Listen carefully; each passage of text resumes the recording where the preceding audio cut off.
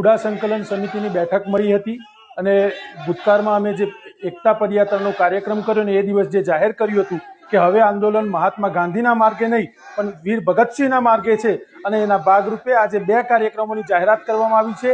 એમાં પહેલો કાર્યક્રમ અમારો હથિયાર માગવાનો, જમીન રક્ષણ અને પાક રક્ષણ માટે એક જોગવાઈ છે કે તમે હથિયાર મેળવી શકો છો। તો અમે જિલ્લા મેજિસ્ટ્રેટ સમક્ષ 1000 ખેડૂતો અમારી અરજી રજૂ કરવાના છીએ અને 1000 હથિયારના પરવાનો માંગવાની માગણી મૂકવાના છીએ। અને બીજો કાર્યક્રમ જે ભૂતકાળમાં અમે સ્થગિત કર્યો હતો એ કાર્યક્રમ ફરીથી હિંમતનગર બંધનું એલાન અમે જાહેર કરવા જઈ રહ્યા છીએ।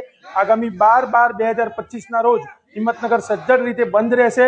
ભૂતકાળમાં અમને વેપારીઓએ ખૂબ સારું સહકાર આપવાનું વચન આપ્યું હતું અને અમે ફરીથી ખેડૂતો સૌ સાથે મળી હિંમતનગરના તમામ વેપારી અને વેપારી એસોસિએશનને વિનંતી કરીએ છીએ કે આગામી 12/12/2025ના રોજ ખેડૂતો માટે એક દિવસ, ખેડૂત અને વેપારી સિક્કાની 2 બાજુ છે, તો ખેડૂતો વેપારીઓને વિનંતી કરી રહ્યા છે કે એક દિવસ ખેડૂતો માટે હિંમતનગર બંધ પાડવામાં આવે।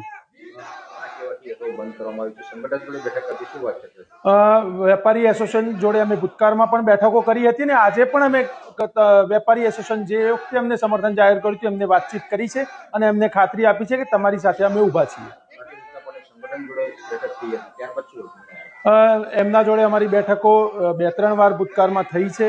એમને અમને આશ્વાસન જ આપ્યા રાખ્યા છે, ચોક્કસ સમયગાળો કે સમય મર્યાદા અમને આપવામાં આવી નથી, જેથી અમે અમારું આંદોલન ઉગ્ર કરી રહ્યા છીએ। 3 મહિનાથી આંદોલન કરવા છતાં પણ ફક્ત આશ્વાસનો જ આપવાના હોય તો એનો કોઈ મતલબ નથી। અમારી હવે ખુલ્લી ચેતવણી છે કે હુડા રદનો કાગળ અમને જલ્દીથી આપી દો, નહીં તો અમે આનાથી પણ વધારે જલદ કાર્યક્રમો આપવાના છીએ। હવે વીર ભગતસિંહનો માર્ગ અમે જાહેર કર્યો છે એટલે વીર ભગતસિંહના માર્ગમાં તમામ ભગતસિંહના રસ્તે ચાલવાના છીએ।